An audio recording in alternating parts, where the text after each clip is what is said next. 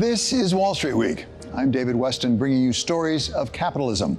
President Trump's visit to the Fed did not influence the Fed's decision. Our special contributor Larry Summers gives us his take on the difference between what the White House and the central bank think the economy needs. Plus, the battle for the sky 1,000 miles up. Elon Musk is way ahead in launching his network of low Earth orbital satellites to connect the globe.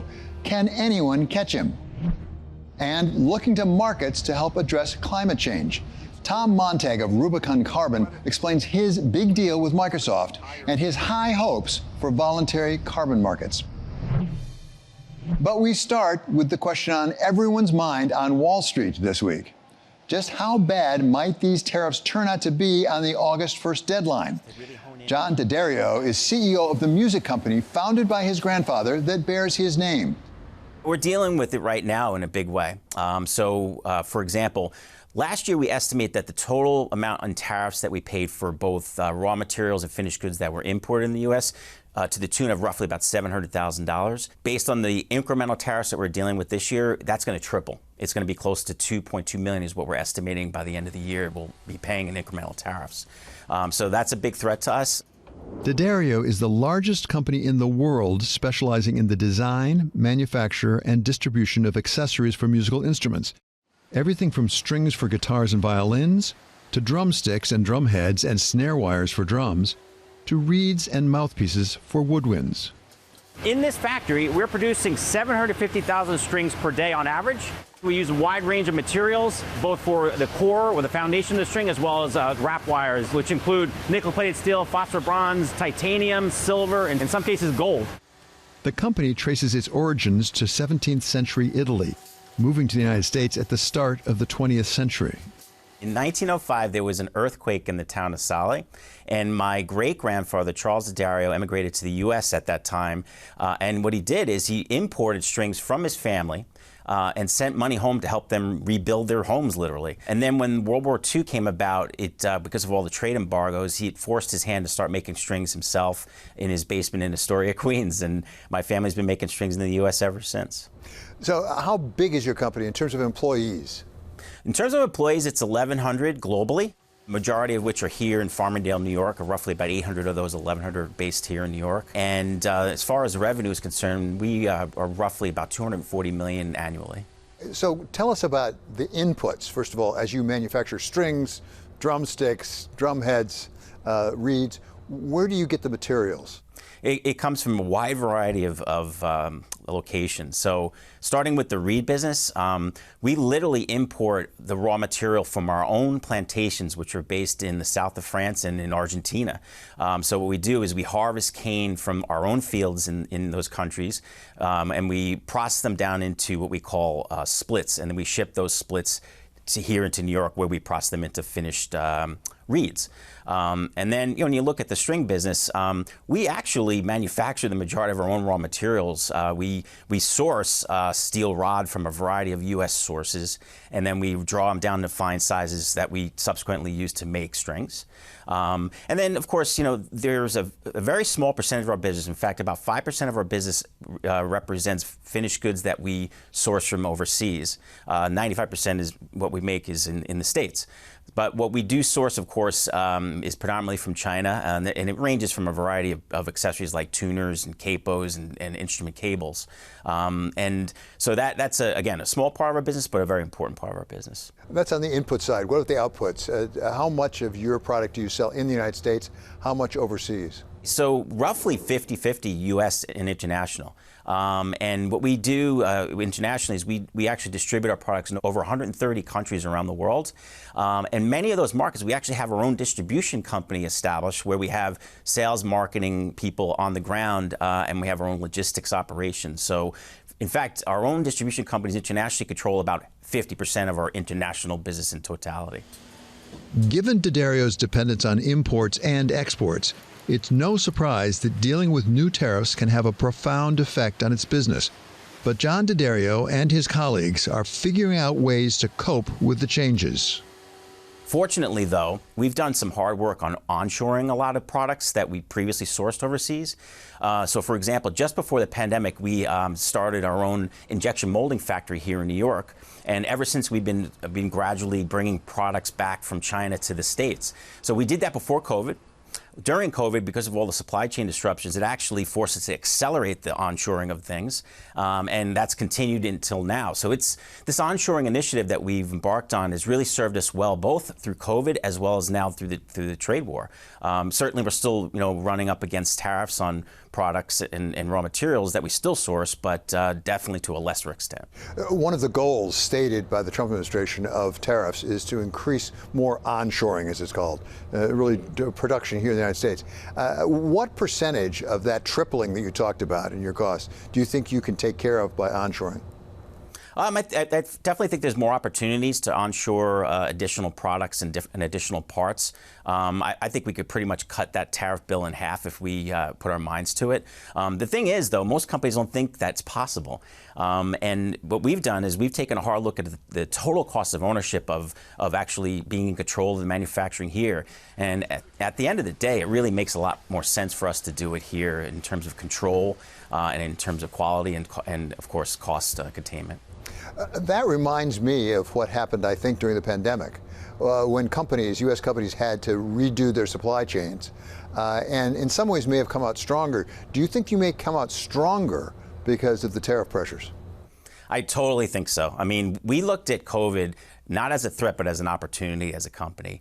We're fortunate to have a very strong balance sheet, so it served us well in getting through COVID and made us a stronger company. And I definitely see this as an opportunity to do the same.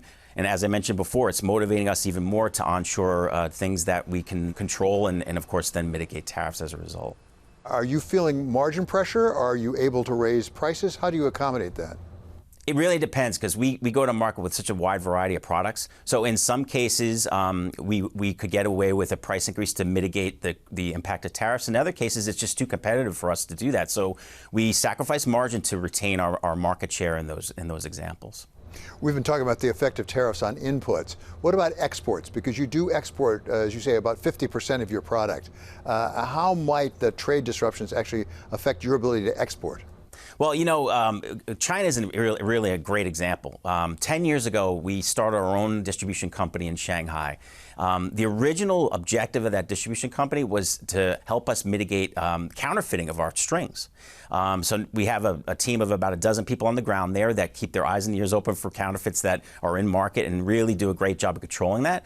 And so another reason why we started our own distribution company there is to be more competitive against Chinese brands. So when China imposed retaliatory tariffs on our products going into China, it was a major threat to our Chinese business. I mean, we're talking about a business that's anywhere between $5 and $10 million on an annual basis that suddenly is in jeopardy, and it made it difficult to compete with Chinese brands in market.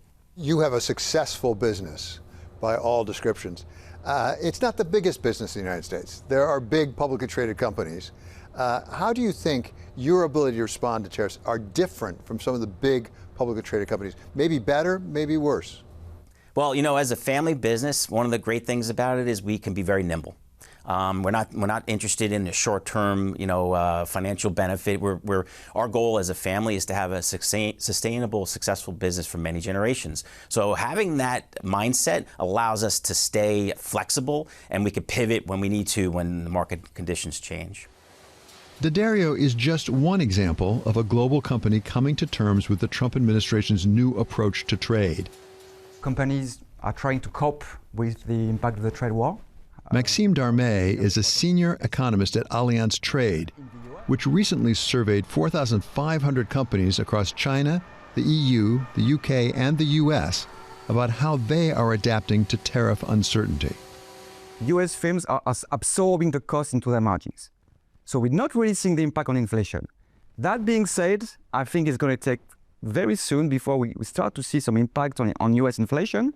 I think it's going to come very soon, by the fall at the latest, because now inventories are running super low.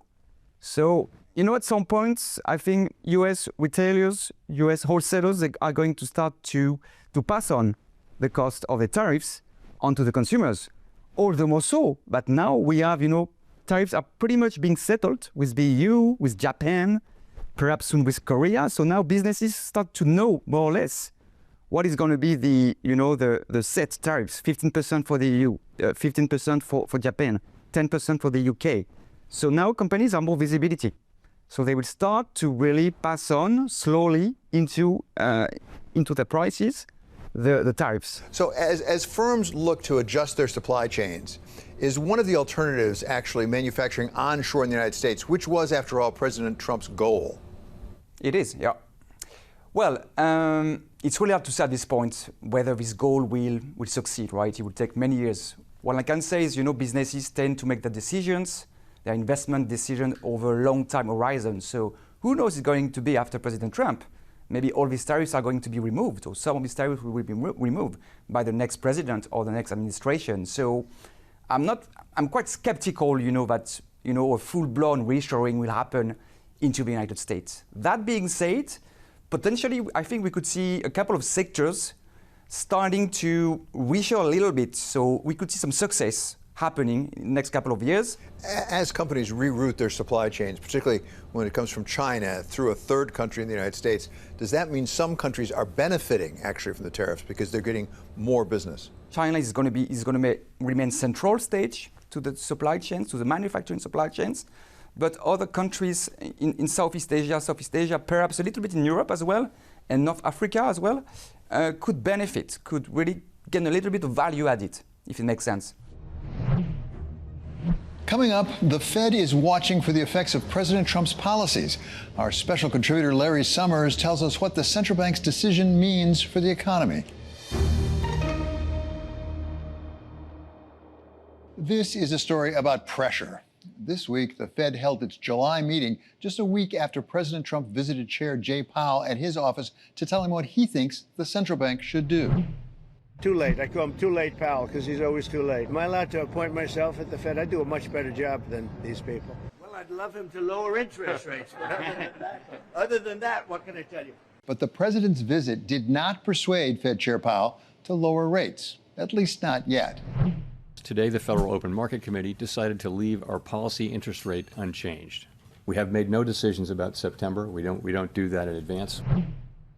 Special contributor Larry Summers joins us with what he expects for the U.S. economy with President Trump and the Fed chair on opposite sides. There certainly are some risks of a downturn. There are also some inflationary risks coming from the tariffs, coming from general economic strength. And so he decided not to commit, but to preserve flexibility. I think that was the right course of action for him to take. If the economy turns down, there's the scope to cut rates very rapidly. But if inflation's a problem, there's a risk of a loss of credibility. If you're a responsible Fed official, you've got to remember that you got nervous about the economy last September. You cut rates by 50 basis points, and the upshot was a 75 basis point increase in the subsequent 2 months in the 10-year rate, which fed through into a major increase in mortgage rates. So I think what the Fed did was the prudent thing under the circumstances.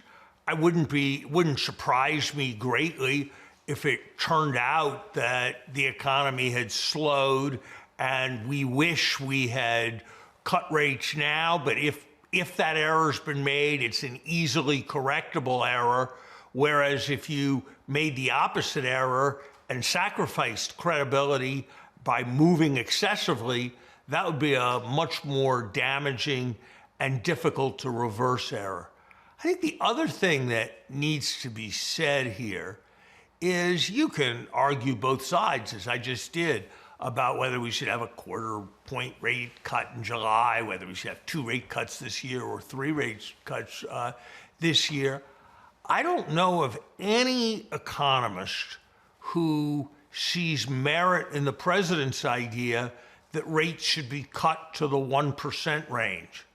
And I would want to hear what his colleagues in the administration give as a rationale for that kind of theory of interest rate setting, which, given the current rather happy state of markets and rather strong economy seems to me to be a very, very dangerous one that would court a major loss of credibility. Perhaps Chair Powell got it right, but he had at least two of his colleagues who disagreed with him. He had two dissenters.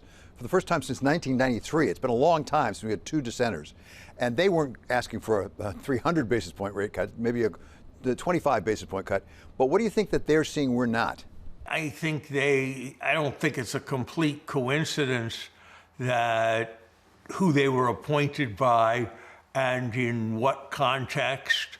That may not be a complete coincidence in terms of understanding what's going on. Look, I think their argument is that under the surface, there's substantial economic weakness, and it's important to get ahead of the weakness. And my reaction is, if that comes to be a prevailing judgment, the market will do that itself. And it's the 2-year rate and the 5-year rate and the 10-year rate that's more important for the behavior of demand. And that to the extent the market doesn't do it itself, the Fed will be able to do it 6 weeks from now and be able to be more energetic if that proved necessary. So I don't think there's any kind of urgent need for the cut. And I think we are a bit playing with fire. We have a central bank that missed the last inflation badly. We have increased politicization of everything financial. We have tariffs that are pushing up prices. We have epic budget deficits. We've had a period when the dollar has declined substantially. So a moment like that seems to me to be a moment to err on the side of preserving credibility rather than take chances that could put credibility at risk. And that's why I disagree with the judgments of Governors Waller and Bowman. One of the reasons for the Fed not to act right now is uncertainty because of tariffs. And Chair Powell addressed that it's taking some time to really be reflected in the real economy. What everyone thinks of those tariffs, and you've talked about it in this program before, we have to admit President Trump has gotten a lot of tariff deals done in a fairly short time.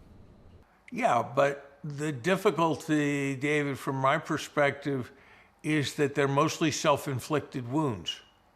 They're mostly putting taxes on that raise the prices that American consumers pay, not just on imported goods, but on the goods that compete with imported goods. Affordability is the most important economic issue as judged by American families, and tariffs are a direct attack on the affordability of things that people buy. Tariffs are also a blow to American manufacturing because we're tariffing the inputs on which our manufacturers depend. When we raise the price of steel or aluminum, we make it more costly to make cars. We make constructing homes more costly at a time when we have a housing shortage. So it seems to me that this idea that tariffs are going to be somehow the salvation of the manufacturing sector is not an idea that is seriously supported by analytical work or by real evidence. And most of the economists with expertise in this area who study it conclude that probably it's as likely that this program will hurt manufacturing as that it will help manufacturing, and that the one thing that is certain is that it will raise prices and reduce affordability. Whether that increase in prices will be a spiral of continuing inflation or one-off, that's a hard thing to judge, and it may well be only a one-off. But why would we want to have the major objective of American negotiation with our closest allies be to impose something on them that they hate in order to raise the prices of the goods that American families buy. So I just don't get it. President Trump has made no secret of the fact that we should expect a different Fed chair come next May at the expiration of Chair Powell's term. That raises the question whether Chair Powell will stay on, because he has another 2 years to remain on the board if he chooses. Secretary Bessent has made no secret of the fact that he thinks it would be appropriate, or even he would encourage him to leave the board. Secretary Bessent was asked at the news conference about it. He just refused to address it. What do you think about that issue? I don't understand why anybody would who is involved in a complex set of negotiations and bargains would give up any flexibility by making any prior commitments to people who are bashing them every day. So I don't know what Chair Powell will do. I suspect Chair Powell doesn't know what he will do. It'll depend upon aspects of his life, I imagine, and it will depend on who the next Fed chair is and what the sense is of how the Fed is going to operate going forward. But I don't see any reason at all for why he should prejudge that question any more than you should prejudge the question of how long you're going to do Wall Street Week, or I should prejudge the question of how long I'm going to be a professor at Harvard. We had in the One Big Beautiful Bill the $1,000 setting aside investment for each new child born. You and I have talked about that before, about whether that's enough money and what the administrative costs are. But we now have Secretary Bessent suggesting, I think he called it perhaps a backdoor way of shoring up retirement savings and earnings for people in the out years. What do you think about that at a time when Social Security is under increasing pressure? I was surprised that Secretary Bessent made the comment.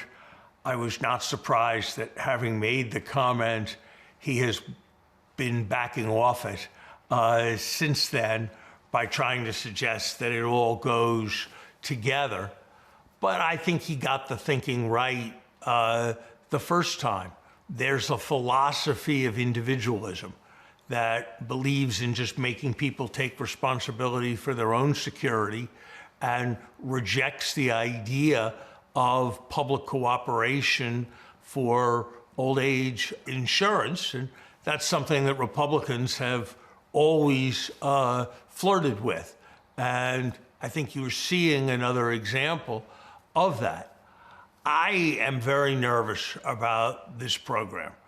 My prediction is that when somebody does an accounting 5 years from now, the level of payments made to various financial firms and information technology companies to keep track of these accounts is going to be very large relative to the amount of spending or the amount of support that American families received.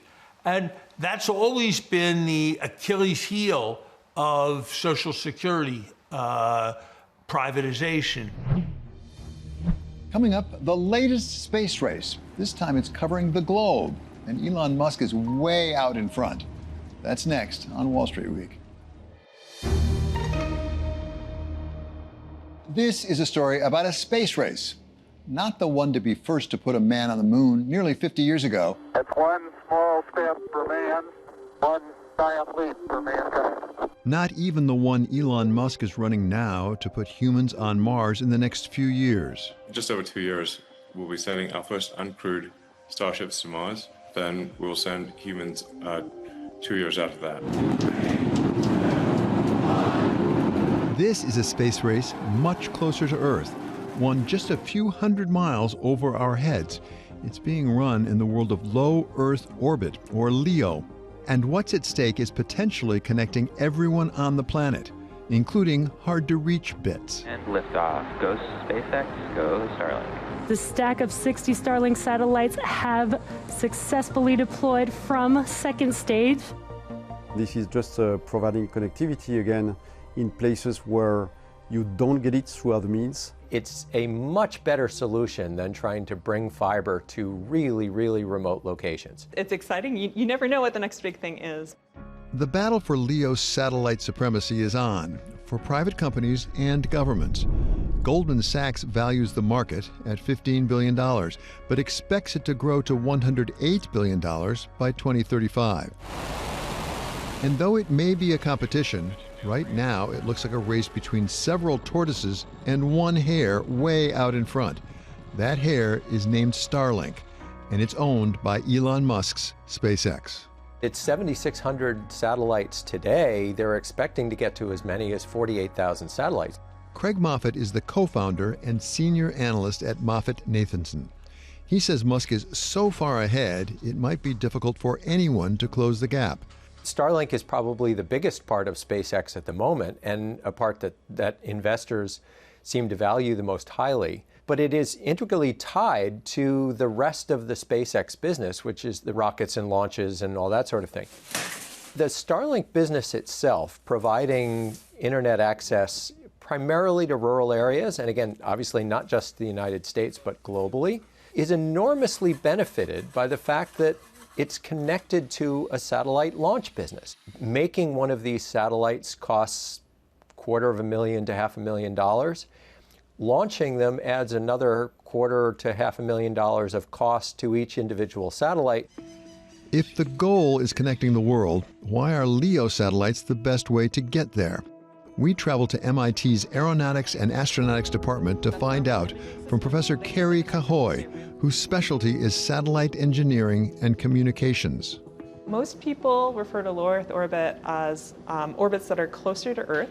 You need to be above about 300 kilometers to stay in orbit without dropping out due to atmospheric drag right away. So it can go higher. It goes up to about 1,000 kilometers to 1,200 kilometers. When you're in low Earth orbit, if you're looking at a satellite go across the sky, it takes about 10 minutes to go from horizon to horizon. And then if you go high enough up, it's geostationary orbit, where the speed of the satellite going around the Earth is actually the same as the rotation of the Earth.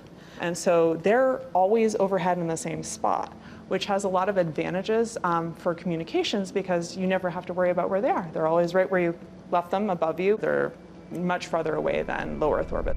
One of the things that is a benefit for low Earth orbit is it's so much closer to the Earth. It only takes like 100 milliseconds or less to get a signal from the satellite down to the Earth, or a round trip time. When you're talking about going up to geostationary orbit, that's often large fractions of a second.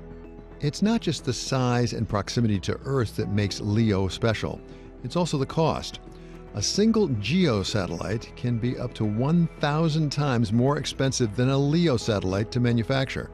On the other hand, it costs a lot more over time to keep those LEO satellites up there and working.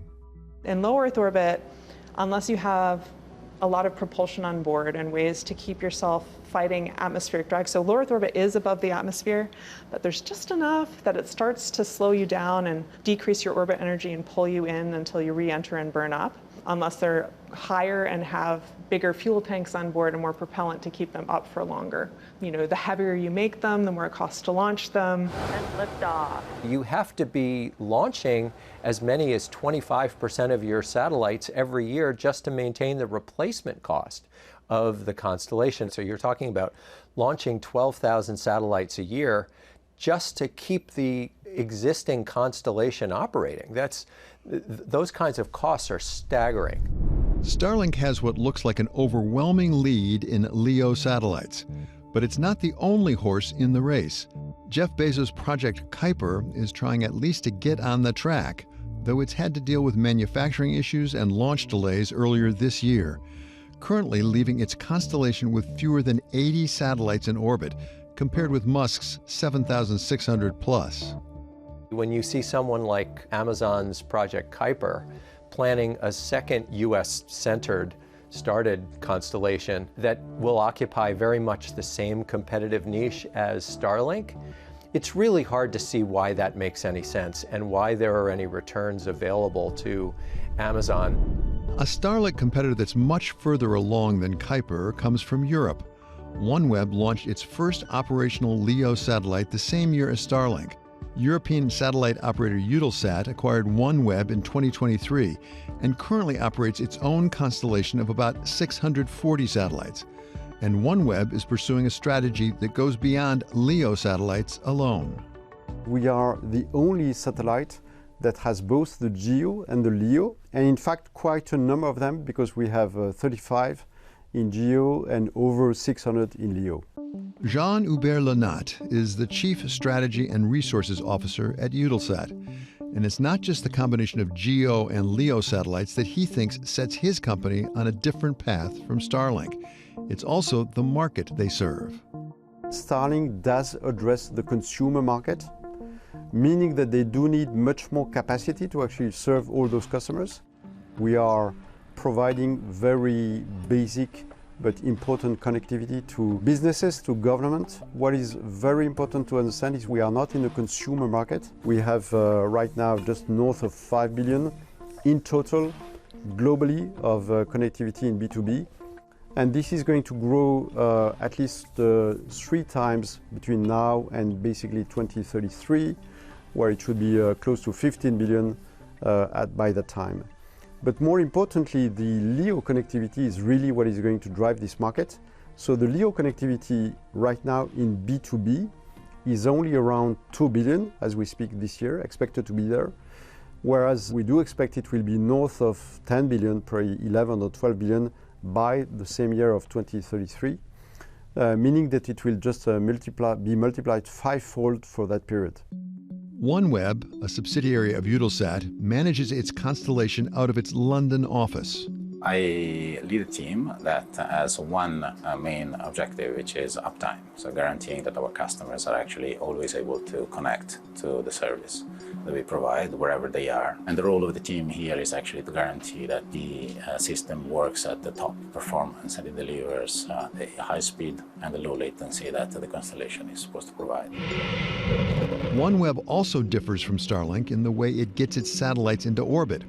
OneWeb has no rockets of its own, so it relies instead on other firms for its launches, including, you guessed it, Musk's SpaceX. OneWeb, Sat Delta 2 and Delta 6, separation confirmed. In fact, it is SpaceX's advances in reusable rockets that have transformed the industry.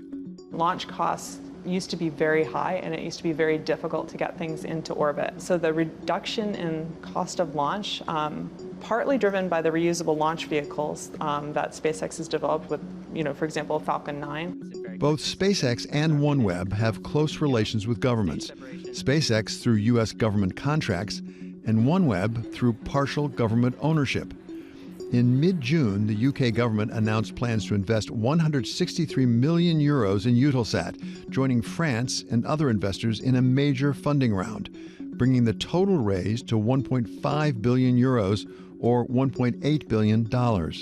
What are your capital needs going forward as you see it? We have indeed our plans to invest 4 billion euros of capex between now and 2029. And those 4 billion, this is essentially a large part to replace our current LEO constellation. LEO satellites have a smaller lifetime of around 7 years, so we'll have to replace those ones by 2028. So a bulk of that capex is precisely for that replacement. The LEO satellite race is on, and Starlink is way out in front. But how big is the prize for winning the race? How good a business is this? Even for the leader, Starlink, it looks like it might not be as profitable as Musk originally thought. Roughly half of the cost is in the rocketry segment.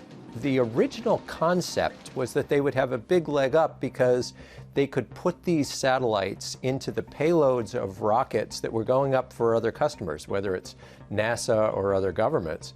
And then they could add their own satellites cheaply to these payloads. It hasn't worked out that way. Virtually every single rocket launch thus far has been a dedicated rocket launch solely for the purpose of launching Starlink satellites. So the cost structure is quite a bit higher than you might have imagined it was going to be. And liftoff. And in the end, how much room at the finish line is there for competitors in the LEO space race? Is there room for more than one, or is it a natural monopoly given the capital investment required and the limited market to be served? We do believe that in the future there will be probably 4, 5, maybe 6 players, not more. There is clearly room for those players because precisely the demand for connectivity, as you and I can experience every day, is just growing and growing. The revenue opportunity is almost certainly going to keep being divided up because of all of these quasi-economic logic that's more geopolitical and military logic instead. And ultimately, it means you'll always have more competitors in this business than the economics would dictate makes any sense. It's very exciting to see it growing like this, to see remote access without terrestrial infrastructure needed. That is a very interesting and exciting growth area. We've come a long way since the days of Sputnik and Gemini and the space shuttle, days when we waited months for each launch, days when only governments could compete. Now there are launches nearly every day, from private and government players, making the question not who will win, but what trophy the winner will take home. Up next, we turn from satellites to adapting to climate change. Tom Montag of Rubicon Carbon makes his case for liquid and transparent voluntary carbon markets making the difference. This is a story about carrots and sticks, and whether we need both if we're to make real progress on climate change. Various governments have tried their hand at reducing carbon emissions, from setting limits to providing billions of dollars in incentives to go green. But President Trump's return to the Oval Office has put climate change on something of a back burner for the U.S. government. I terminated the ridiculous Green New Scam. I withdrew from the unfair Paris Climate Accord, which was costing us trillions of dollars. While governments try their various approaches and adjust them from time to time, the challenges from climate change just keep increasing, with the world sending over 35 billion tons of carbon into the atmosphere every year, and the average global surface temperature in 2024 2.3 degrees Fahrenheit above the 20th century average, which raises the question whether private markets may help the situation with or without active government support. It's about financing climate, and that's a complicated problem because it's going to take trillions of dollars. After serving as vice chair of Bank of America, Ann Finucane is now chair of Rubicon Carbon, a carbon credit management firm run by TPG. So it's a piece of the puzzle. I think it's an effective one. It could be a lot more effective than it's been. But I think as the European market matures, as the American market matures, and I know there are issues right at the moment, but nonetheless, I think that we will see it as a component and an important component in the capital stack that will underwrite this change.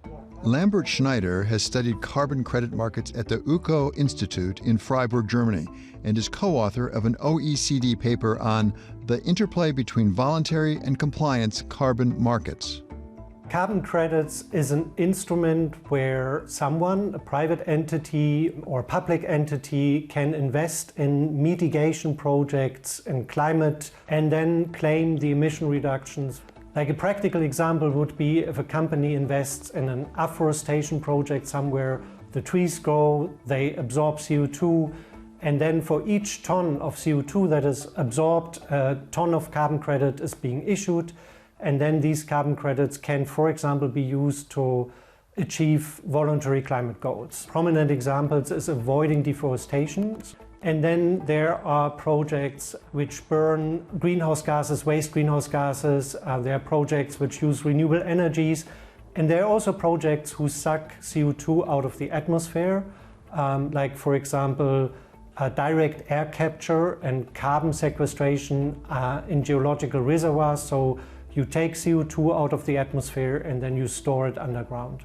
So many companies have set voluntary mitigation targets. They have said, we want to do action beyond reducing our own emissions, to do beyond value chain mitigation. And compliance markets are markets that are established by governments or multilateral organizations where companies have an obligation to meet certain targets or quotas. The most prominent example for a compliance market is international aviation. Under the International Civil Aviation Organization, airline operators must compensate part of their emissions, and so each airline needs to purchase a certain number of carbon credits. Despite the promise of carbon credit markets, they have yet to live up to their full potential. I would say they have not developed the way that we had hoped. It's been a pretty flat market, quite frankly, for the last 4 years or so. Tom Montag was a colleague of Ann Finucane as COO of Bank of America and president of Global Banking and Markets. Since 2022, he has been the CEO of TPG's Rubicon Carbon, working with the firm's Rise Climate Fund, chaired by former Treasury Secretary Hank Paulson, and with Chief Science Officer and Nobel Prize winner, Dr. Jennifer Jenkins. When you do a carbon project, David, you go to registries and you get, they give you carbon credits based on their read of your project and where it is and what it's doing. And in retrospect, some of the projects use baselines that weren't so good and other things like that that led to them being overstated, too many credits being issued. The early days of carbon credits there were problems. There were problems with verification of what the project was. The project itself may have had some issues, and those that were validating it, developing it, and selling it may have had some issues. A few years ago, it was imagined that it could be $200 billion. It's a fraction of that, a very small fraction of that. And we need to do some things to make a change. We need to have standards, we need to have rating agencies. In the same way you would have any financial market, you have to have a developer or a manufacturer of the product, you have to have a broker, you have to have a rating agency, governments will get involved, and then you have to create a larger market. But those things are happening on a small scale now. And I mentioned Europe. Europe is going to require it, and in requiring it, where they sort of did the stick, not the carrot, they're beginning to think about what's the carrot here. There's a new mechanism, and that standard is really more ambitious than anything that we had before. It really tries to draw on the lessons learned from the past and to avoid the mistakes that were being made in the voluntary carbon market and set a higher bar. So what does Rubicon Carbon bring to this that's needed? We came with kind of an institutional backing with, Ann Finucane and I coming from Bank of America and TPG funding. We have a filter. Everything we show and do go through our science team, gets a score. So we bring the quality and the transparency that people need to invest in the markets. One of the things we're trying to do is to develop a product that makes it more liquid and transparent for people that don't have the infrastructure or need to understand these projects and what are the risks of these projects and where they are. It isn't like a stock where you can get a prospectus and just read it. And they're in, these are very complex areas with different systems and new technologies. And so we kind of developed two new projects to do that. One is we call the Rubicon Carbon Ton. It's like an ETF. If you buy tons out of the Rubicon Carbon Ton, and we have them in nature, or we call super pollutants or removals, then you get a portfolio of curated tons underneath that we're always managing as we go. We just did the other first of its kind, a Rubicon rated ton, and that was a ton of a portfolio of credits that are rated not only by our guys, but by B0, which is kind of the Moody's of rating carbon projects. In order to create a market for trading carbon credits, there has to be some way to translate the climate effects across a wide array of activities, all of which can reduce carbon released into the atmosphere, but in very different ways. There's a whole list of different kinds of projects and things that can range from literally filtering out of the filters that take carbon out of the environment, which is expensive, to what they call biochar, which is high temperature burning of biomass that's stored underground instead of decaying into the environment. There's a reforestation where we're replanting degraded land, and there's methane capture or gas capture at source and destruction. So that wide range, and the prices of those, David, can be from anywhere from $5 to hundreds of dollars. Do you at Rubicon Carbon yourself, or do you pay somebody else to go back and audit to see whether the farmer planted the tree and the tree's there? We do a lot of work. Satellite imagery is amazing these days, so you can really get granular in what you can see. So we do a combination of site visits And also, we buy the best satellite imagery you can possibly find to check on the trees and what the tree cover is. Have they been planted? Are they still there? All those types of things. There has been some changes in various governments, including the United States, and some of the governments seem to be backing off some of the commitments on climate. Is that hurting your business? I think it would help our business at the end of the day because people will realize the government's not going to do it for them. To its credit, Rubicon Carbon has notched one very significant deal, a Microsoft purchase of carbon removal credits.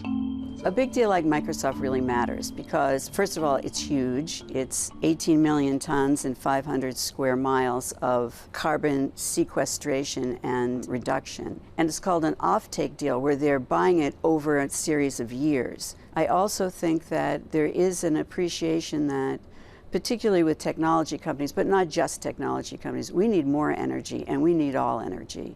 So the idea that we would incentivizing those to do more production and clean energy, along with perhaps more traditional energy, it seems like we're tying a hand behind the American back. I do think we are capitalists and there is a market opportunity we would not want to miss, and we surely don't want China to go ahead of us. Carbon markets need transparency, standards, and depth. But even then, they're only as good as the difference they make in the real world. And Rubicon Carbon already has some projects starting to make a difference in reducing net carbon emissions. You're taking barren land and creating a nature-based solution.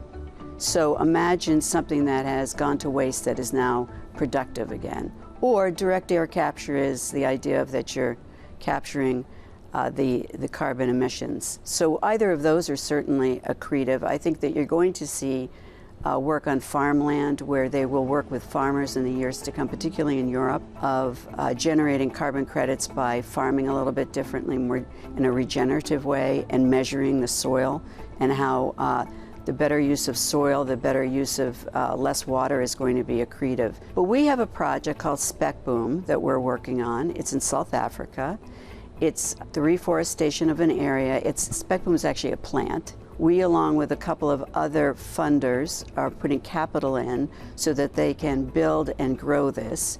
I'd like to just say one thing about climate change. It's about clean energy, it's about enough water for the world, and it's about being able to breathe clean air. This isn't about politicizing anything. It's just the reality that the science community tells us. We're capitalists, so we like to take advantage of something that could have capital returns, and I think this will. Coming up next, what does it take to put your work into outer space? They often say it doesn't take a rocket scientist, but what if it does? What does it take to make a career in launching vehicles into outer space? Aeroastro professor Kerri Cahoy of MIT tells her story of what got her started and what she finds most exciting. So I was working in college, and I was there on federal work study. So I had to get funding to go to college and didn't have another way to do it.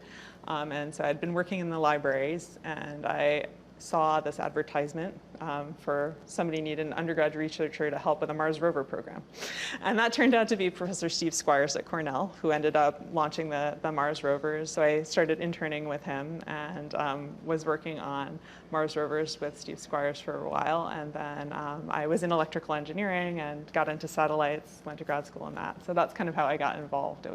It seemed like a cooler job. I love being in the library, don't get me wrong. I'm a bookworm and my first word was book, but like, but the rovers were a lot of fun. But you love this. You love satellites. Why? It is challenging.